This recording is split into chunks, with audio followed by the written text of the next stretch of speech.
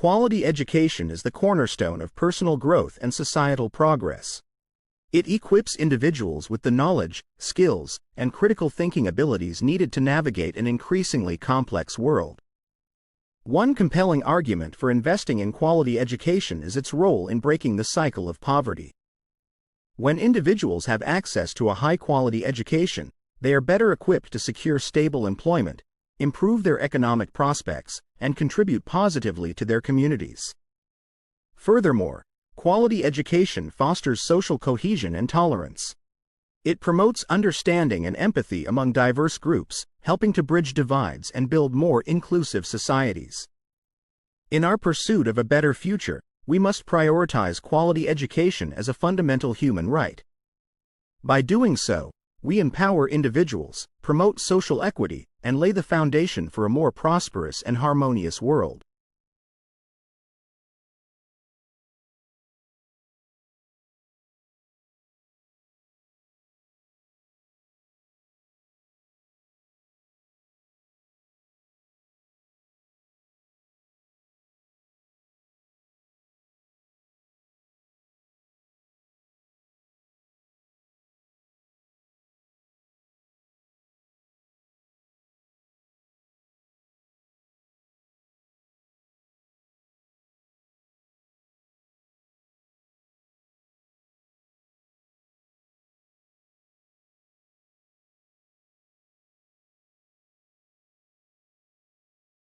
In today's digital age, technology has become an integral part of our daily lives, reshaping the way we work, communicate, and live.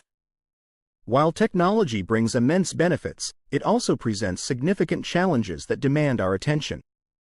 One key aspect to consider is the digital divide. As technology advances, it's crucial that we ensure equitable access to its benefits. Bridging the gap between the technologically privileged and underserved communities is essential for fostering social inclusion and equal opportunities. Furthermore, the issue of digital privacy has come to the forefront. The increasing collection and use of personal data raise important questions about individual rights and the potential for abuse. Striking the right balance between technological advancement and protecting privacy is a complex but vital task. As we navigate the technological frontier, we must be proactive in addressing these challenges. Embracing innovation while safeguarding our values and ensuring fairness and inclusivity is the path forward in harnessing the full potential of technology for the betterment of society.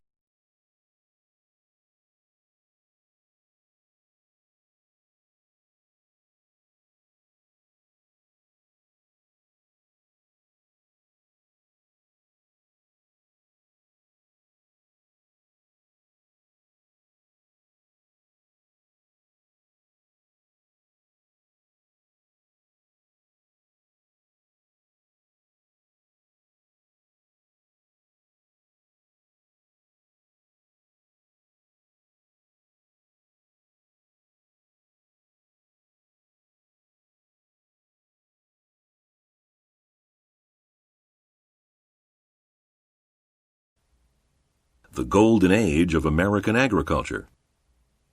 Listen to part of a lecture in a history class. Then answer the question. We call the first 2 decades of the 20th century the Golden Age of American Agriculture. What were the factors that made the period the Golden Age of American Agriculture? Who can offer some reasons? New strains of crops, improved farming methods, and what about greater use of pesticides and fertilizers? Absolutely. Technical advances continued to improve productivity. The U.S. Department of Agriculture set up demonstration farms to show how new techniques could improve crop yields. In 1914, Congress created the Agricultural Extension Service to advise farmers and their families about everything from crop fertilizers to home sowing projects. The Department of Agriculture undertook new research, developing hogs that fattened faster on less grain, as well as fertilizers that increased grain production, new hybrid seeds that developed into healthier plants, treatments that prevented or cured plant and animal diseases, and various methods for controlling pests were all introduced around this time. Anything else? Wasn't there also some kind of population boom around then? Good. Farm prices were high as demand for goods increased and land values rose. However, the good years of the early 20th century ended following World War I. What was happening then? Maybe a lot of people, women especially, were moving from the farm to the cities. What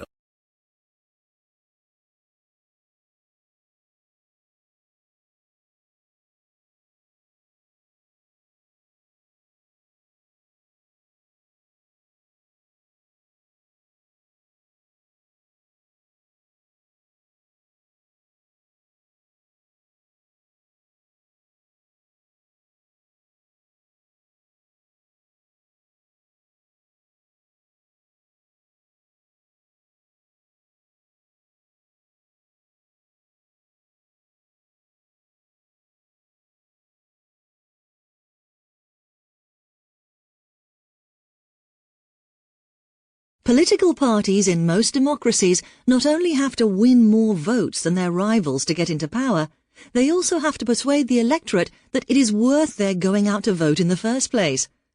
In the UK, turnout is frequently low, and one reason cited is the weather. Some countries, therefore, have made voting compulsory. It is against the law not to vote, and failing to vote is a punishable offence.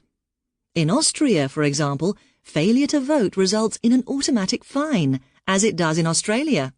As a consequence, voter turnout is rarely less than 92% in both these countries.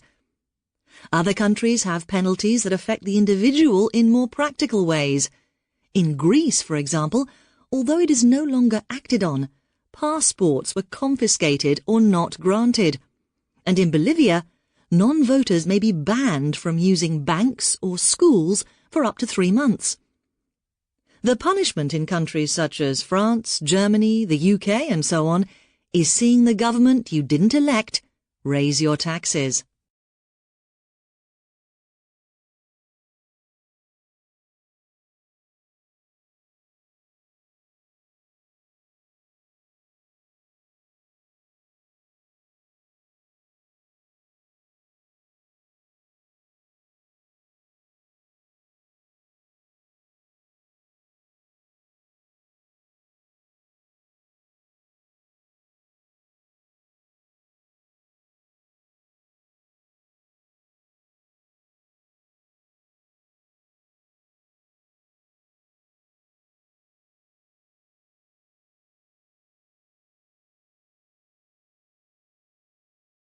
China is stepping up its efforts, announcing a long-awaited plan to link up its southern Pearl River Delta into a massive hub of technology, research, finance, and innovation. The possibilities and challenges of the project are both equally challenging and promising, according to analysts. Some describe the plan as an attempt to create a megacity to rival Silicon Valley, the U.S. technology powerhouse that is home to companies such as Google, Facebook, and Apple.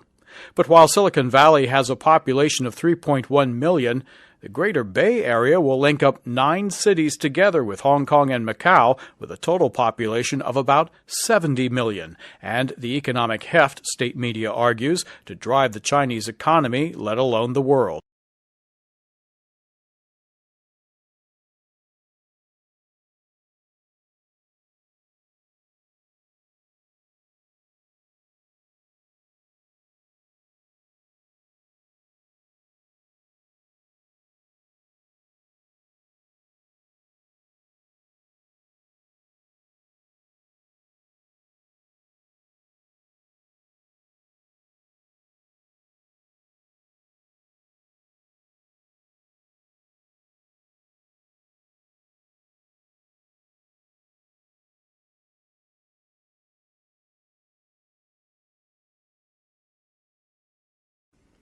Heavy rains are expected to fall in a few weeks. Aid agencies are racing to shore up flimsy shelters and stabilize shaky terrain before the monsoon season begins. The UN Refugee Agency says the work ahead is monumental, but preparations are off to a better start this year than last. Aid agencies last year had to deal with a massive influx of more than 740,000 Rohingya refugees fleeing violence and persecution in Myanmar. They arrived over a period of a few months, straining local resources and requiring vast amounts of humanitarian assistance.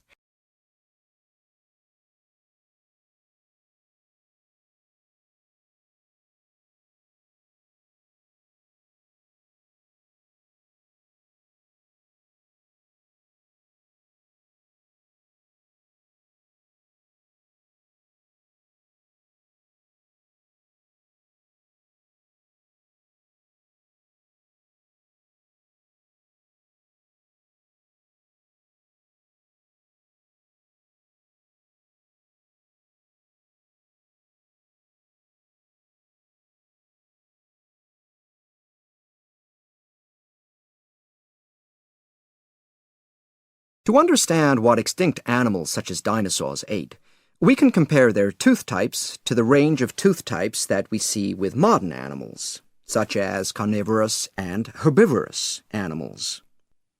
So when we look at a tiger skull, we can look at aspects of its dentition, or its teeth, to understand what it ate. So when we see pointed and sharp teeth, we can see that they are very well adapted for slicing, shearing, and cutting flesh. Unlike the tiger, when we look at a herbivorous animal, a horse, we can see that its teeth are arranged in a nice, flat grinding surface, and so when the top and lower teeth fit together, they actually grind up plant material. When we look at fossils like this one, which belongs to an allosaur, we can see teeth that are conical and recurve backwards with sharp points and serrated edges. These kinds of clues tell us that this animal was a meat-eating animal.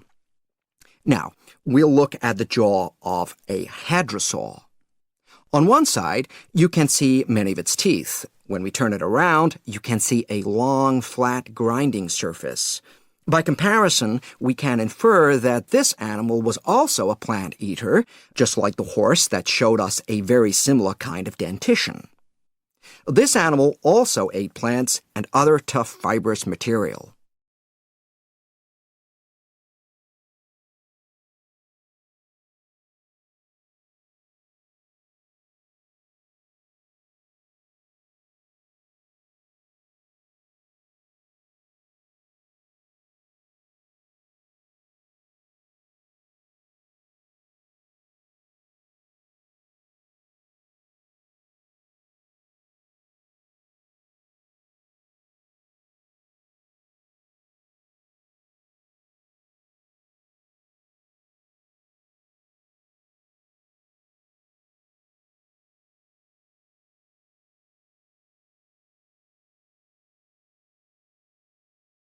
If you designed an almost perfect anti-brain learning environment, it would look something like a typical classroom. And if you were to design an almost perfect anti-brain working environment, it would look something like a typical office cubicle. Why? Because tiny proteins called BDNFs are actually created when you exercise, and these help the brain to develop. So, exercise boosts brain power. The problem lies in the fact that we measure distance today in terms of the space between the refrigerator, the bathroom, and the couch. Says Robert Hutchins, "Whenever I feel like exercise, I lie down until the feeling passes." Our ancestors, on the other hand, walked an average of 12 miles a day, and hence the brain developed as a survival organ that was designed to solve problems in an unstable environment in almost constant motion. If our ancestors had lain around, well, let's just say that survival didn't favour the sedentary types. So, what are we to do? If I were an employer, I'd want the workplace environment to encourage exercise, to boost my employees' brain power.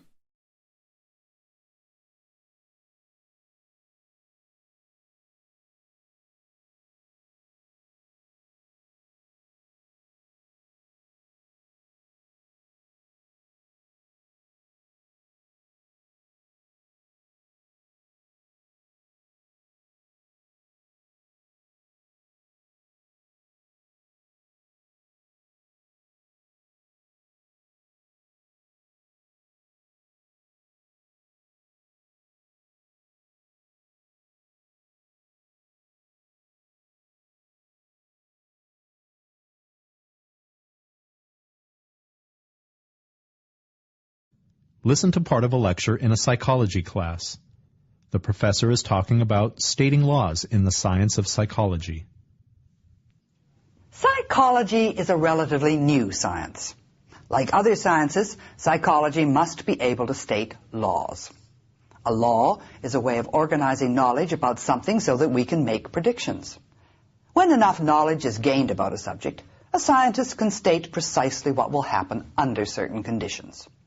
We experimental psychologists are interested in developing laws about human behavior, so we'll be able to understand and predict what people do and why they do it. Of course, to develop laws about human behavior, we must assume there's some regularity to it. We can't be psychologists without making the assumption that behavior follows certain patterns. One of the major laws psychologists have discovered is called the law of effect. The law of effect states that whether or not a person will repeat a behavior depends on the effect that behavior has. If an action is rewarded, it's likely to be repeated. If the action is not rewarded, or if it's punished, it's not likely to be repeated. How do psychologists state laws? First, using available knowledge, a psychologist makes a hypothesis about behavior. Then, the psychologist tests the hypothesis through an experiment. But even if the experiment proves the hypothesis was correct, it's not yet a law. It's just the beginning of the work. To arrive at a law that will apply to all humans, many repetitions of the experiment must be conducted under different conditions. Only repeated verification, especially proof that the behavior can be predicted, will result in a law.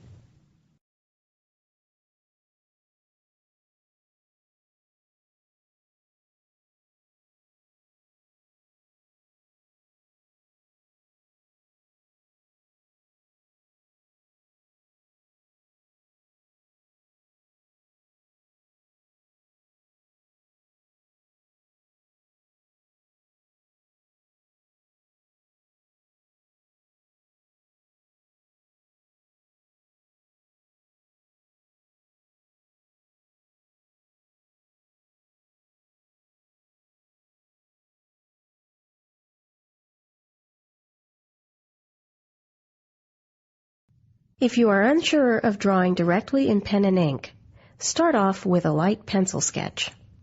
This will allow you to make sure that your proportions are correct and that you are happy with the composition. Take a few minutes to study your subject, this chair and violin. Notice how the straight lines of the chair differ from the curves of the violin. Once you are ready to begin drawing, define the shape of the chair with clean straight lines. Then add contrast by drawing the outline of the violin with gently curved lines. You may have to apply more pressure to the nib when drawing curved lines to allow the ink to flow easily. When you have drawn the outlines of both objects, add in the finer details, such as the seat of the chair and the violin strings. Suggest the texture of the woven seat by using light and dark strokes of the pen.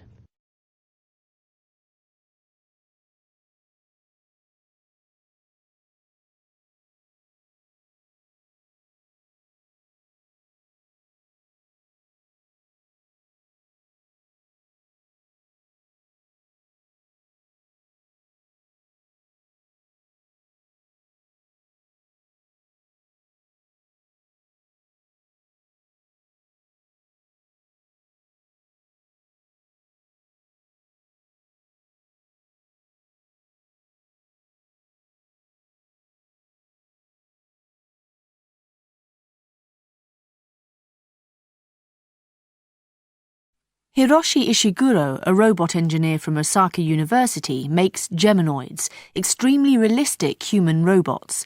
It's important that they look exactly like real people for Ishiguro to carry out his research. He's interested in understanding philosophical questions such as what is identity and what might happen if a person and their robot double were able to be in two places at the same time. His Geminoid robots have rubber skin and their heads are controlled by motors. These move the head, blink, twitch, shrug the shoulders, and make the robot appear to be breathing during conversations. As well as this, there are motors which are connected to a computer, microphone, and camera. These scan the controller's voice and face movements, then send messages back to the robot, which copies them. The robot's body and skin stop at his chest, though, and he has no robotic legs, so you won't see him.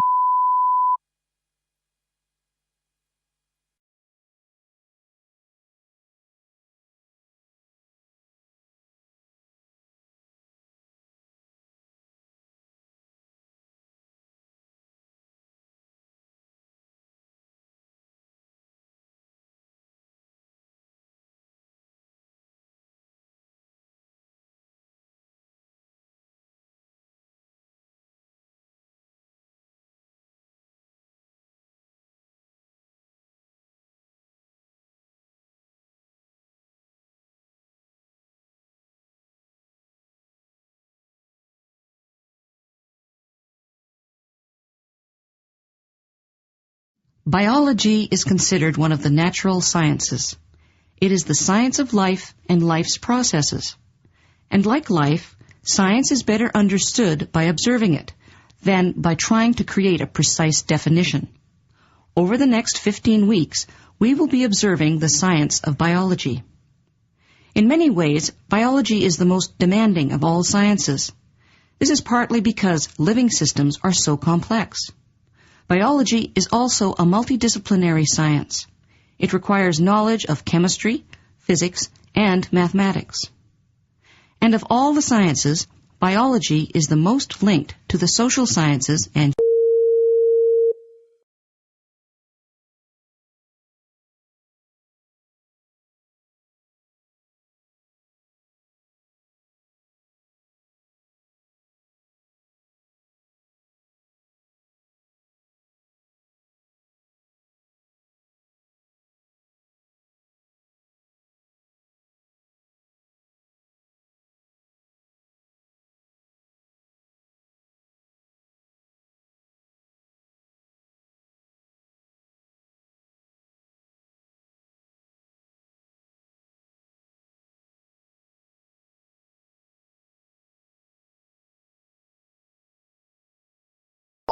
On Election Day, where do you vote?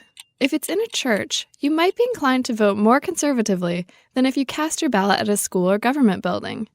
That's according to research published in the International Journal for the Psychology of Religion. And the effect seems to hold, whether you're Christian, Muslim, or agnostic, progressive, independent, or conservative.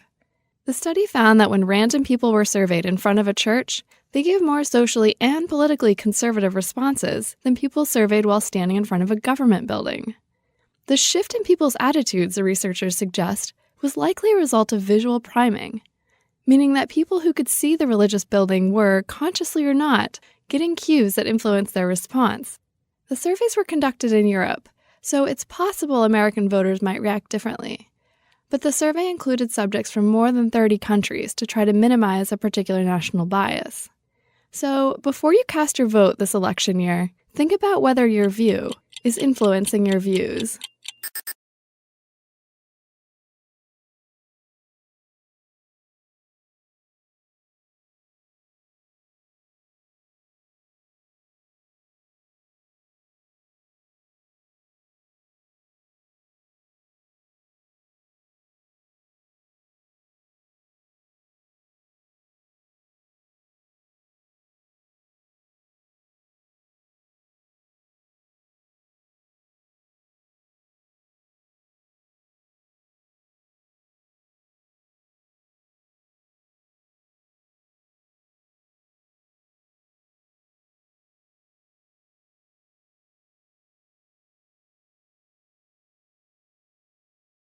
You can't judge a book by its cover, but you can judge a dog by its coat. You can even read right through to its genes, because a study in the August 27th online issue of Science shows that just 3 key genes govern the length and texture of dog fur. Domestic dogs come in a stunning variety of shapes and sizes, and different breeds wear different coats. They can have short hair or long hair, or fur that's straight, wavy, curly, wiry, or smooth. To find the genes responsible for this furry rainbow, scientists scanned the DNA of 1,000 individual dogs from 80 different breeds, and they found that every coat's appearance boils down to 3 simple traits: length, curl, and texture, and that each of these traits is controlled by just one gene. So a long-haired golden retriever has one variant of a gene called FGF5, whereas a short-haired lab has another. By mixing and matching variants of these three genes, you get everything from a curly-haired poodle to a wired-haired Scottie with bushy eyebrows and a droopy mustache, which is probably more than you'll ever need to know about the hair of the dog that bit you.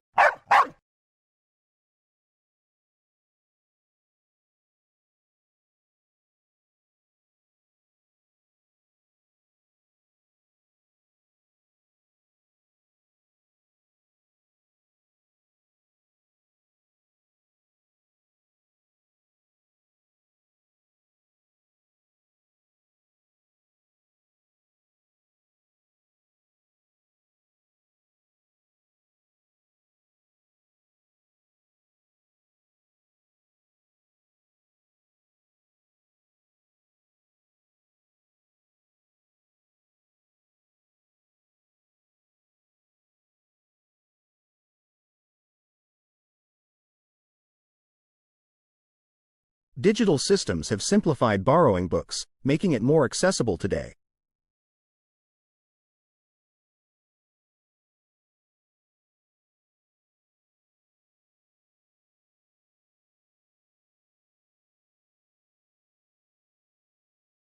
The university's website has many additional useful resources available.